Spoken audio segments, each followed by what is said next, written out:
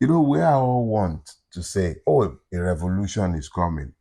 They've been predicting one in Nigeria before I was born. Malam Aminu Kano predicted one, the uprising of the Talakawas. Tunji Braithwaite predicted it. Remember the one of the cockroaches and rats? Fela Anikulapo predicted it. Ganifa Oyemi predicted it. Every person who had made it their business to examine Nigeria, to look at its conditions, the unsustainability of the choices that we have made, have had occasion to predict a Nigerian revolution. My brother Yele speaks of it frequently. A lot of people speak to the revolution on multiple fronts. Almost all socialist thinkers in Nigeria have had occasion to speak to the coming revolution. So everybody speaks about a Nigerian revolution. They speak of it as an inevitable outcome of our many trajectories and contradictions. In the case of Nigeria, where the putrefaction is not just governmental, it is the entire society itself that has become decadent, visionless, and devoid of purpose. A revolution in the classic sense, which is the overthrow of the reigning class, would not work. There has to be a revolution of the Nigerian mind. We, as a collective, would have to consciously decide that we can be better and we want to be better. So the Nigerian revolution is not inevitable. What is inevitable is the coming storm. And that coming storm is what I want us to speak to. If you're looking to the Nigerian situation to predict the coming storm, you must necessarily look to the rainmakers. You look to the churches and mosques, the Oro groves now. You look to religion first. You look to the purpose and the result.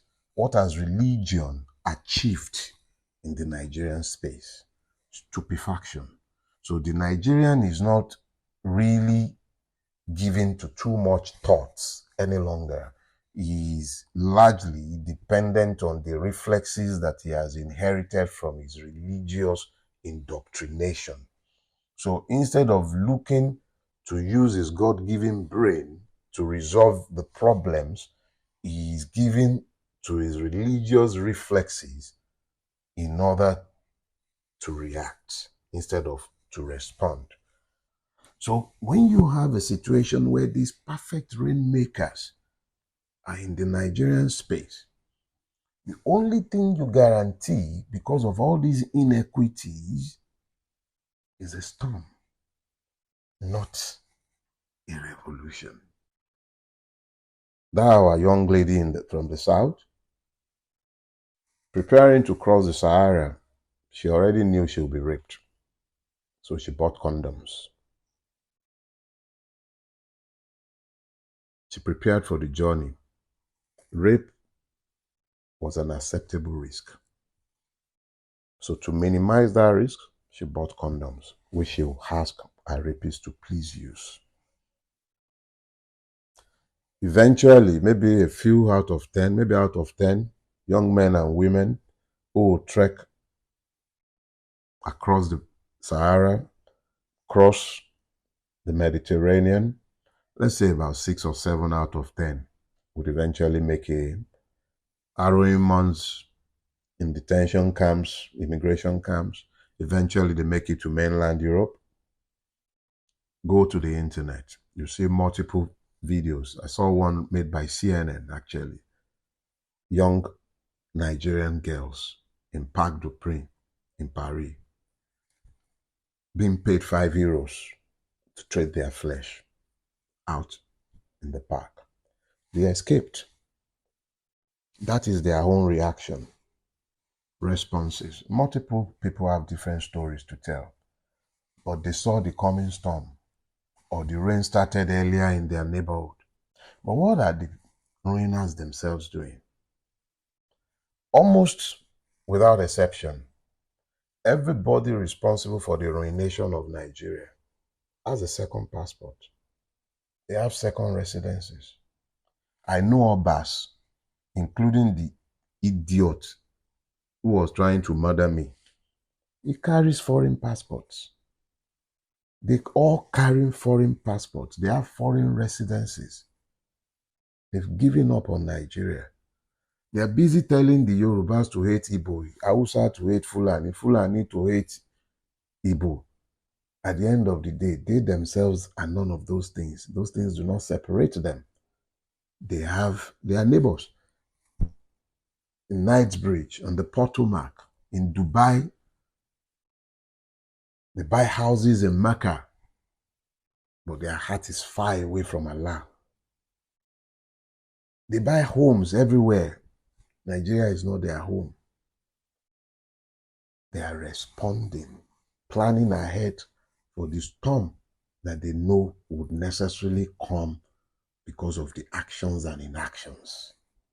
They've damaged the army beyond, probably beyond redemption. Every institution of state compromised. They know that this is not sustainable, but they are planning for the day after the storm. They want you to react violently. Violence works for them. They want you to act independent of each other, discordantly, pursuing different things when your afflictions are actually the same.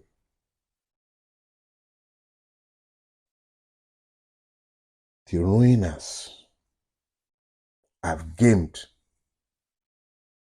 that their interests are best assured by your embrace of violence, so that the system is gridlocked, and then they redefine this space in a manner that assures that they escape justice.